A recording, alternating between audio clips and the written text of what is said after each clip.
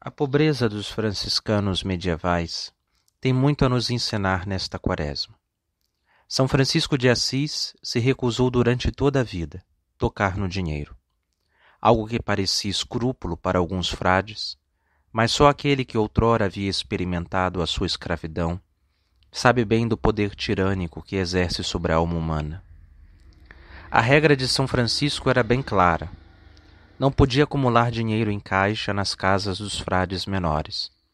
Todo o dinheiro era para a liturgia, esmola e o sustento dos próprios religiosos. Os franciscanos raramente podiam comer carne, pois o fundador tinha por meta a máxima pobreza, tal como viveu o Cristo. Na Páscoa e no Natal, era a ordem de São Francisco que não faltassem carnes nas mesas, a fim de que o corpo pudesse participar do gáudio da vida interior. No Brasil, já vivemos uma vida bem difícil no sentido econômico. Acredito que não foi por acaso o fato de ser um franciscano a celebrar o primeiro ato público de fé nestas terras. Existe um elemento que entranhou na cultura brasileira, herança dos frades menores que povoaram as grandes capitais, como Salvador, São Paulo e Rio de Janeiro. Se percebe que há algo de franciscano no povo brasileiro. Isto é, mesmo com pouco, o brasileiro acolhe todo aquele que pede na porta de sua casa. No dito popular do país, vamos colocar mais água no feijão. No Largo da Carioca, centro do Rio de Janeiro, era comum assistir uma fila de pobres subindo nas escadas do convento de Santo Antônio com a finalidade de serem alimentados pelos frades. Como foi o caso de Frei Fabiano, um servo de Deus que alimentou multidões de pobres e ao mesmo tempo absolvia os seus pecados. Muitas curas foram relatadas de enfermos que não tinham dinheiro para os remédios. Não há dúvida que esta presença simples dos frades marcou a história dos nossos avós, imprimindo assim o bom costume da caridade, que foi transmitido pelas gerações até plasmar toda uma cultura. A relação do povo brasileiro com Santo Antônio era a mesma que os pobres europeus tinham para com o arauto de Deus na Idade Média. Ninguém saía de mãos vazias de sua presença, pois a pregação do santo frade abria de tal maneira os corações que os ricos se punham a dar os seus bens aos mais necessitados.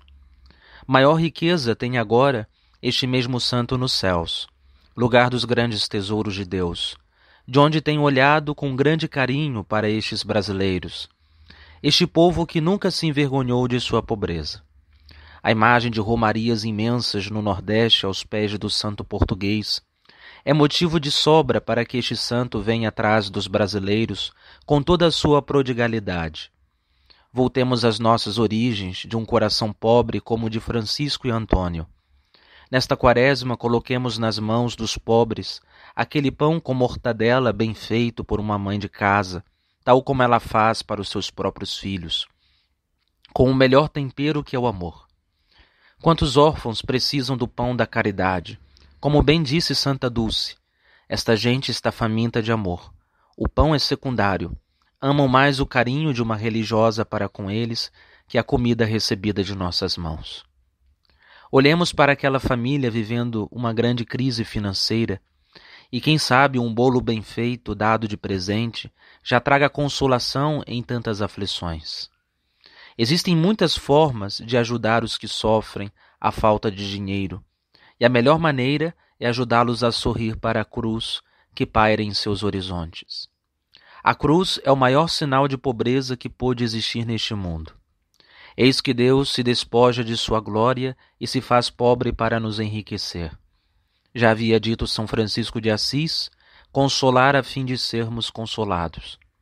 É inevitável o caminho da cruz, tal como a pobreza, mas felizes os pobres de espírito, pois deles é o reino dos céus.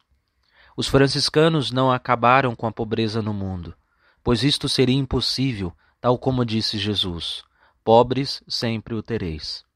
Mas estes frades santos ensinaram ver grandes tesouros no momento em que somos alcançados pelas privações da vida. A alegria de viver na pobreza é uma profecia de que esta vida passa e os nossos corações estão livres dos bens terrestres, prontos para apanharem os celestes. Os primeiros discípulos de Jesus eram pobres e assim devem seguir até os últimos discípulos de Cristo no fim dos tempos. Que a pobreza franciscana nos ensine o caminho feliz do poverello, que cantarolava pelas ruelas de Assis. Que o pouco nos torne mais ágeis para chegar no fim desta caminhada rumo ao céu. A pobreza é um bom remédio para o apego do coração aos bens da terra que nomeamos de avareza. São Francisco e Santo Antônio, rogai por nós.